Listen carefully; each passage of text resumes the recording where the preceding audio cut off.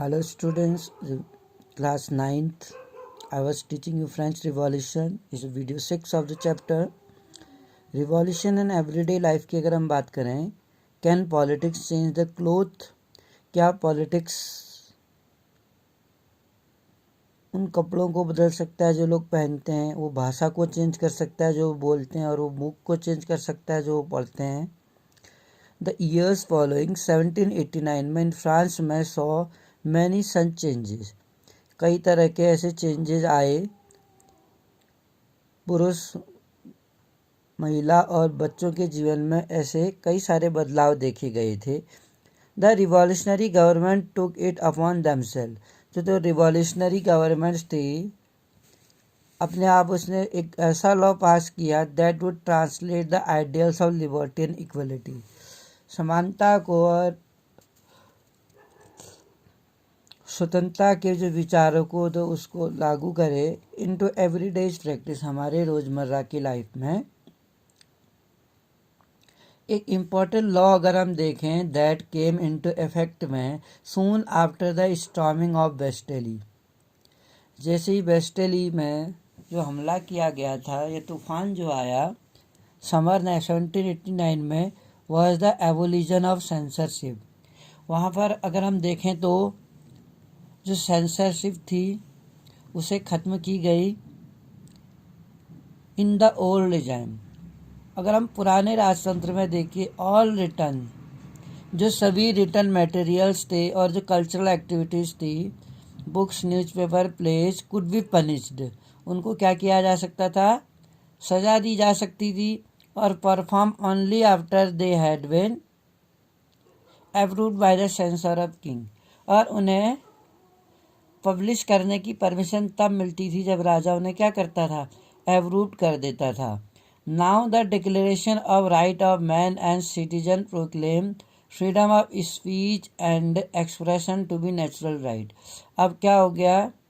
जो डिक्लेरेशन थे, declaration of जो राइट्स थे, अधिकारों के जो डिक्लेरेशन, घोषणा की गई थी जो अधिकारों की, मैन ऑन सिटीजन, पुरुष और जो नागरिक थे, उन्हें भाषण देने की स्वतंत्रता दी गई.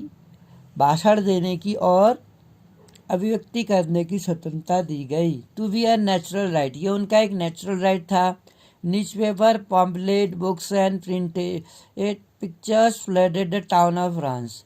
अखबार, पॉम्पलेट, किताबें और प्रिंटेड जो पिक्चर्स थे, फ्लडेड यानी कि शहर में क्या आ गई? इसकी बाढ़ सी आ गई. और the France from where they travel rapidly, जहाँ वो तेज़ी से ट्रैवल करते थे into the countryside. They all describe and discuss the events. उन्होंने क्या किया?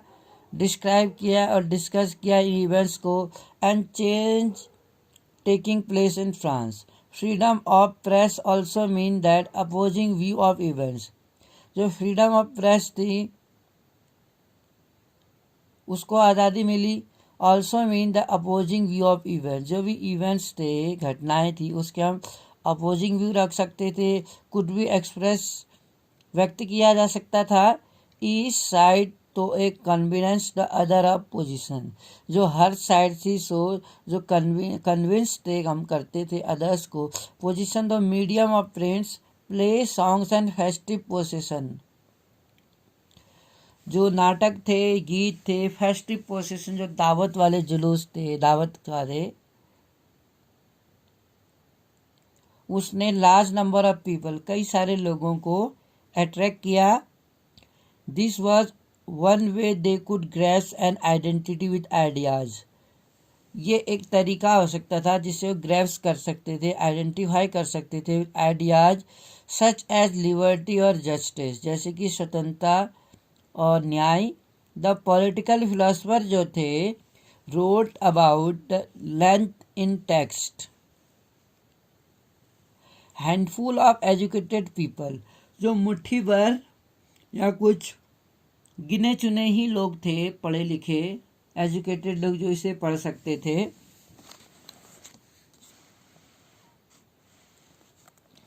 इन 1804 की अगर हम बात करें तो नेपोलियन बोनापार्टे क्राउन्ड हिमसेल्फ 1804 में नेपोलियन बोनापार्ट ने क्या किया, क्राउन यानी कि फ्रांस के सम्राट के रूप में गद्दी पे बैठा। उसने फ्रांस की गद्दी के रूप में सम्राट के रूप में ताज पहना। ही सेट आउट टू कंकर नेबरिंग कंट्री, वो क्या करना चाहता था, यूरोपियन कंट्री को जीतना चाहता था, यूरोप के पड़ोसी देशों को जीतना चाहता था। Dispossessing dynastic and creating kingdom, जो डायनेस्टिक थे वंशवाद साम्राज्य, उसके बदले where he place member of his family, जहाँ पर उसने अपने परिवार वालों को बिठाया। He placed member of his family. Napoleon saw his role as a modernize of Europe, Napoleon ने अपने आप को किस रूप में देखा, वो यूरोप को मॉडर्नाइज करना चाहता था। ही इंट्रोड्यूस मैनी, उसने कई सारे को इंट्रोड्यूस किया, many laws such as the protection of private property, private property के प्रोटेक्शंस के लिए, and a uniform system of weight and measure provided by the decimal system. और इसके साथ ही साथ उसने क्या किया, जो फ्रांस में डेसिमल सिस्टम था, दशमलव प्रणाली, और इनिशियली और शुरुआत के दिनों में मैनी सॉ नेपोलियन, नेपोलियन ने अपने आप को कैसे देखा, एक लिबरेटर के रूप में देखा, जो लोगों को क्या करेगा, फ्रीडम फॉर द पीपल, यानी लोगों के लिए स्वतंत्रता लाएगा। बेसिकली फ्रांस में नेपोलियन ने वेट एंड मीजर, नाप तोल प्रणाली, क्योंकि हर देश में हम देखते थे कि जो नापने की और तोलने की जो सिस्टम है वो अलग अलग था, करेंसी की जो वैल्यू थी वो अलग अलग थी। तो एक इक्वल वेट और मीजर की पॉलिसी अपनाई गई पूरे संसार में, तो ये फ्रांस की ही देन है। बट सुन, तो अगर हम देखें, लेकिन जल्दी जो नेपोलियनिक आर्मी थी came to be viewed everywhere as an invading forces के रूप में देखी गई, जो अपनी सेना जो क्या कर रही थी, सत्ता को बढ़ा रही थी, इन्वेड कर रही थी।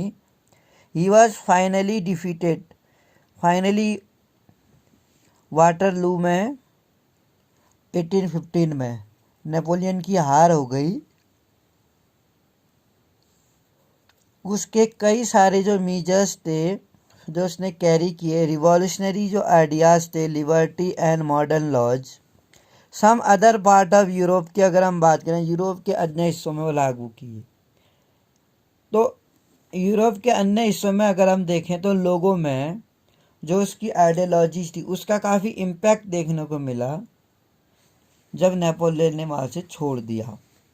तो इस तरीके से जो आइडियाज़ थे, अगर हम नेपोलियन की बात करें तो नेपोलियन ने वहाँ पर हम दे सकते हैं फ्यूडल जो सिस्टम था, यानी जो सामंती प्रथा थी, जो यहाँ पर उच्च वर्ग के लोग थे उनके द्वारा भूमि बहुत ज़्यादा एक्वायर की जाती थी और जो पुअर का शोषण किया जाता था। तो वहाँ पर अगर हम देखें, वेजिस भी ज़्यादा नहीं दिया जाता था, बेगार के रूप में काम कराया जाता था। तो नेपोलियन ने ट्रांसपोर्टेशन में, कम्युनिकेशंस में काफ़ी सुधार किए। उसके द्वारा जो बनाए गए कानून है वो नेपोलियनिक कोड के नाम से जाने जाते हैं। तो दो डेमोक्रेटिक राइट्स से बहुत ही इम्पोर्टेंट थे फ्रेंच रिवॉल्यूशन के तौर पे।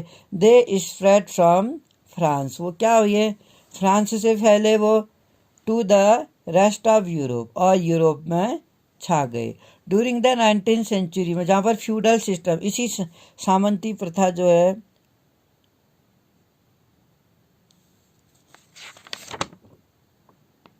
एवोलिज की गई, एंड कॉलोनाइज पीपल, और जो कॉलोनाइज पीपल थे उन्होंने रिवर्क किया आइडिया ऑफ फ्रीडम, जो आइडिया ऑफ फ्रीडम था, from the bondage into their movement to create a sovereign nation state के रूप में। Tipu Sultan and Raja Ram Mohan Roy are the two example. Tipu Sultan और राजा राम मोहन रॉय ऐसे दो एग्जाम्पल हैं इंडिविजुअली जिनको आइडियाज़ को अपनाने के रिवॉल्यूशनरी फ्रांस के आइडियाज़ को अपनाने के लिए जाना जाता है। तो इसमें हमने नेपोलियन के राइज के बारे में पढ़ा।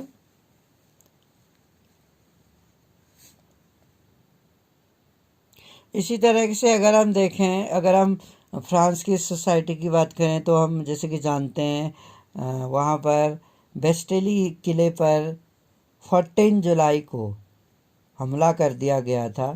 इसीलिए 14 जुलाई वहाँ पर एक नेशनल इंडिपेंडेंस डे के रूप में भी मनाया जाता है। तो वहाँ पर वर्सलीज में हमने देखा किस तरीके से जो भीड़ थी वो एग्रेसिव हो गई थी, और वहाँ पर जितने पॉलिटिकल लीडर्स थे प्रिजन में उनको रिलीज कर दिया गया जनता के, और वहाँ जो कमांडर था किस तरह से उस कमांडर को मार दिया, और वहाँ के जितने हथियार थे वो सब ले लिए। और एक बात कि वहाँ पर जो खंडर जैसा बना दिया था उनके पत्थरों को बेच दिया उन लोगों ने। तो फ्रांस की जो सोसाइटीज़ थी बेसिकली 3 भागों में डिवाइड थी, फर्स्ट स्टेट, सेकंड स्टेट और थर्ड स्टेट। अगर हम यहाँ पर देखें, जो क्लासिफिकेशन देखें फ्रांस में जनता का, जो यहाँ मेल फीमेल और जो बच्चे हैं जो भी वहाँ पे, तो हम ये देखते थे कि जिनके पास बहुत ज़्यादा संपत्ति थी, या कुछ लोग तो ऐसे थे फ्रांस में जिनको जन्म से ही विशेष तरह के अधिकार मिले हुए थे। बाय बर्थ प्रिविलेजेज वेर गिवन, विशेष प्रकार के अधिकार उनको जन्म लेने के साथ ही मिल जाते थे बाय बर्थ। तो इक्वलिटी तो वहाँ पर थी नहीं, फ्रीडम वहाँ पर थी नहीं, महिलाओं को ज़्यादा अधिकार मिले नहीं थे फ्रांस में। तो क्लर्गी जो था, फर्स्ट स्टेज में क्लर्गी आते थे, जो चर्च के जितने भी फंक्शंस होते थे उनके कामों को किया जाता था क्लर्गियों के द्वारा। क्लर्गी को बहुत सारा भूभाग फ्रांस में मिला हुआ था और विशेष प्रकार के अधिकार थे, जैसे कि उन्हें एक तो भूमि दी गई थी, दूसरा उन्हें सभी प्रकार के टैक्सों से फ्री किया गया था, तीसरा वो पावरफुल में आते थे और वो चाहते थे, वो तो थर्ड स्टेट को ऑर्डर भी कर सकते थे, यानी थर्ड स्टेट के लोगों को टैक्स के लिए फोर्स भी कर सकते थे। यानी कि अगर फर्स्ट स्टेट के पर्सन चाहें और वैसे करते भी थे, वो थर्ड स्टेट के लोगों से टैक्स लिया करते थे और उन्हें विशेष बाय बर्थ अधिकार मिले हुए थे। यही बात सेकेंड स्टेट के लोगों के द्वारा भी थी। जो सेकेंड स्टेट के नोबिलिटी थे, जो राजा के सगे संबंधी थे या जो बहुत ही रिच थे, प्रॉस्परस थे, जो उन लोगों के द्वारा भी फर्स्ट स्टेट और सेकेंड स्टेट के लोगों को बाय बर्थ प्रिविलेजेज मिले हुए थे, कुछ विशेष तरह के अधिकार मिले हुए थे। लेकिन जो थर्ड स्टेट के लोग, जो 3 कैटेगरी में विभाजित हैं थर्ड स्टेट के लोग, उन लोगों को ऐसे अधिकार नहीं थे, बाय बर्थ उनको ऐसे अधिकार नहीं मिले थे। दूसरा, उन्हें टैक्स चुकाना पड़ता था, थर्ड स्टेट के लोगों को ही टैक्स चुकाना पड़ता था, उनको बाय बर्थ ऐसे कोई अधिकार नहीं मिले हुए थे। बल्कि हम देखें तो यहाँ पर थर्ड स्टेट में 3 भागों में जो बांटे, उसमें पहले में बिग बिजनेसमैन आते थे, मर्चेंट आते थे, जो बड़े बिजनेसमैन हैं, व्यवसायी, मर्चेंट, कोर्ट ऑफिशियल, कोर्ट में काम करने वाले, और अधिकारी और वकील आते थे। यानी कोर्ट के अधिकारी हम कह सकते हैं, वकील वगैरह, बिजनेसमैन और मर्चेंटमैन। और अगर हमें याद हो हमारे दिमाग, तो हमने ये पढ़ा था कि जो ये लोग थे बिग बिजनेसमैन और मर्चेंट, यानी प्रॉस्परस लोग थे ये, तो ये लोग क्या कर सकते थे, जो इनकी बेटियां थी, अपनी बेटियों को एक कॉन्वेंट स्कूल में भेजते थे, कॉन्वेंट स्कूल में पढ़ाई करने। क्योंकि जो अदर के ग्रुप थे थर्ड स्टेट के, पीजेंट्स, आर्टिशियंस या जो लैंडलेस लेबर्स हैं, वो लोग तो अपनी बेटियों को पढ़ा नहीं पाते थे। तो कुछ चेंजेस किए गए कि वहाँ पर फ्रांस में जो शिक्षा थी, एजुकेशन थी, वो सबके लिए कंपलसरी कर दी गई। पहले हमने ये पढ़ा कि वहाँ की जो वुमेन्स थी अनस्किल्ड थी, अनट्रेंड थी और अनएजुकेटेड थी, जिसके कारण वो एक सिलाई करने का काम करती थी या फूल बनाने का काम करती थी या लोगों के घरों में काम किया करती थी। तो अनट्रेंड थी, मैन के बराबर उन्हें उतना वेजेस नहीं दिया जाता था, ना उन्हें कोई इस तरह के पॉलिटिकल राइट मिले हुए थे। तो यहाँ पर मैं आपको ये बताना चाहूँ कि वुमेन्स ने सप्रेजी के लिए, अपने पॉलिटिकल राइट्स के लिए वहाँ पर क्लब बनाए, अपने पॉलिटिकल एसोसिएशन बनाए, तो गलत नहीं होगा। लेकिन इन पॉलिटिकल एसोसिएशन को कितनी वैल्यू मिली, ये हमने पढ़ा कि हम जानते हैं कितनी वैल्यू मिली। इसी तरह से थर्ड स्टेट में जो 3 भागों में हमने बांटा है, थर्ड में उसी में एक जो दूसरे आते थे वो पीजेंट्स और आर्टिस्ट। तो यहाँ पर अगर हम थर्ड स्टेट में पहले वर्ग को देखें तो इनकी स्थिति ज़्यादा अच्छी होगी, क्योंकि बिजनेसमैन थे, वेल ऑफ थे, ये प्रॉस्परस थे। तो हमने ये देखा कि जहाँ अगर ये अपनी बेटी को पढ़ा सकते थे, ठीक है, लेकिन उसके बाद वो उनके लिए मैरिज का अरेंजमेंट करते थे। और जो महिलाएं थी, हमने ये भी पढ़ा कि जो गर्ल्स थी उनको मैरिज के लिए उनके कंसेंट के बगैर मैरिज के लिए फोर्स नहीं किया जा सकता था। पेरेंट्स के द्वारा एक गर्ल की इच्छा के बिना मैरिज के लिए फोर्स करना इनजस्टिस था, अन्याय था। और जो डाइवोर्स सिस्टम था वो मेन और वुमेन दोनों के लिए इक्वली था।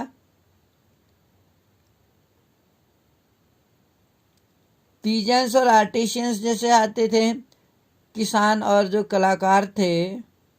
और एक और कैटेगरी बना दिया था जो स्मॉल पीजेंट्स थे, लैंडलेस लेबर थे, और जो सर्वेंट थे वो भी आते थे। अब आप समझ सकते हैं उनको बहुत कम वेजेस दिया जाता था, या तो बेगार के रूप में काम कराया जाता था उन्हें कई जगह पर।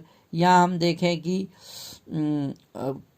कीमतें ज़्यादा बढ़ने से, बाज़ार में सप्लाई कम होने से, कीमत बढ़ने से उनकी वेजेस तो उतनी ही रही।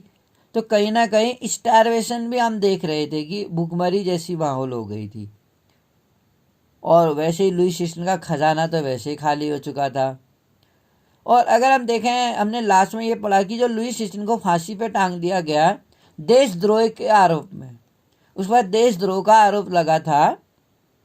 तो हम क्या देखते हैं कि थर्ड स्टेट के द्वारा ही टैक्स पे किया जाता था, और फर्स्ट स्टेट सेकंड स्टेट चाहे तो थर्ड स्टेट के लोगों को यूज कर सकते थे, क्योंकि इन 2 स्टेट के लोगों को जन्म से विशेष अधिकार प्राप्त थे। तो कहीं ना कहीं थर्ड स्टेट के लोगों ने भी एक विद्रोह किया कि क्यों आखिर थर्ड स्टेट के लोगों को इग्नोर किया जाता है। और जो वोट वैल्यू थी अगर हम देखें तो तीनों की जो वोट वैल्यू थी वो 1 वोट 1 वोट 1 वोट, तीनों सेक्शन जो थे वो इक्वली वोट करते थे। यानी कि अगर फर्स्ट स्टेट और थर्ड स्टेट के लोग मिल जाएं तो आसानी से वो क्या कर सकते थे, थर्ड स्टेट के लोगों के अगेंस्ट वोटिंग कर सकते थे। यहाँ पर हम एक फोटोग्राफ्स और देख रहे हैं जिसमें दिख रहा है ये नोबल मैन जो हैं, उच्च लोग हैं, जो धनी लोग हैं, इज द स्पाइडर। किसकी तरह दिखाया गया, एक मकड़ी की तरह, पीजेंट्स द फ्लाई। और जो पीजेंट्स हैं, जो ये किसान है, वो एक क्या है, मक्खी है। यहाँ पर हम देख रहे हैं कि किस तरीके से ऊपर दिखाया भी गया है, एक मकड़ी को दिखाया गया है। तो ये मकड़ी अगर हम देखें वो कौन है, ये नोबल मैन है। और यहाँ पर एक फ्लाई है, तो फ्लाई कौन है, ये पीजेंट्स है। तो हम समझ सकते हैं कि जैसे ये फ्लाई जो है इसकी जाल में फंस गया, यानी कि ये जो पीजेंट्स है इस नोबल मैन की जाल में फंस गया है, तो अभी क्या करेगा, इसका खून चूसता जाएगा, इसको मार देगा, फाइनली इसको खा जाएगा। तो यहाँ पे हम क्या दिखाना चाह रहा है ये पिक्चर हमें, कि जो पुअर हैं, पुअर फेलो, जो गरीब लोग हैं, ब्रिंग एवरीथिंग, वो इन लोगों के लिए, इन नोबल मैनों के लिए सब कुछ लेके आते थे। अनाज लाते थे, फ्रूट्स लाते थे, पैसे भी लाते थे, और सलाद। द फैट लॉर्ड जो है, जो मोटा लॉर्ड यानी जमींदार कह सकते हैं, सिट दियर, वहाँ पे बैठा हुआ है, रेडी टू एक्सेप्ट, वो सभी कुछ एक्सेप्ट कर रहा है। He does not even care to grace him with a look, एक ग्रेस की नज़रों से, मतलब नॉट इवन केयर, केयर नहीं करता है, not even a care to grace him, यानी एक कोई भी एक दया का जैसा भाव, ग्रेस नहीं नजर आता है। और the more the devil as the more he want, यहाँ पर अनाज दिखाया गया है इस चित्र में, हमें क्लियर दिख रहा है कि किस तरह से इसके हाथ में सिक्कों की पोतली है राइट हैंड में, और लेफ्ट हैंड में इसके सब्जियों की टोकरी है, और यहाँ पर अनाज दिखाया गया है। यहाँ पर चाहे कितना ही दे दो इस नोबेलमैन को, सब कुछ तो लेके आया था, अनाज, पैसा, सब्जी, इसके बावजूद इस नोबेलमैन का पेट ही नहीं भरता, लालच का पेट ही नहीं भरता। तो यहाँ देख सकते हैं more the devil as more he wants, जैसे ही ज़्यादा वो चाहता है, मोर द डेविल जो राक्षस है, जितना उसे मिलता है मोर द, उतना ही उसकी चाहत बढ़ती जाती है, बढ़ती जाती है, और उसका पेट कभी भरता ही नहीं है।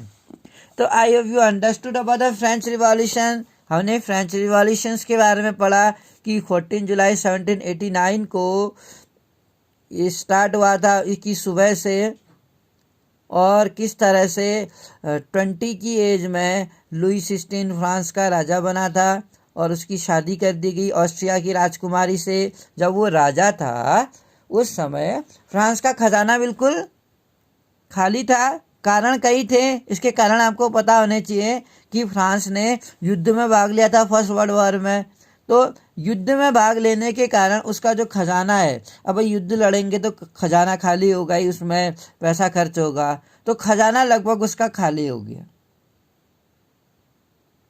दूसरा, उसका जो महल था, उसके महल के मेंटेनेंस के लिए बहुत ज़्यादा पैसा वेस्ट होता था, ये भी एक कारण था। तीसरा, फ्रांस ने अमेरिका के 13 टेरिटरीज को आज़ाद करने के लिए अमेरिका की मदद की थी, जिसके लिए उसने जो लोन लिया था, जिन देशों ने उन्हें लोन दिया था, वो 10% यानी हाई रेट ऑफ इंटरेस्ट पर उसे लोन दिया गया था, और जिसका उसे बहुत ज़्यादा रिपे करना पड़ा।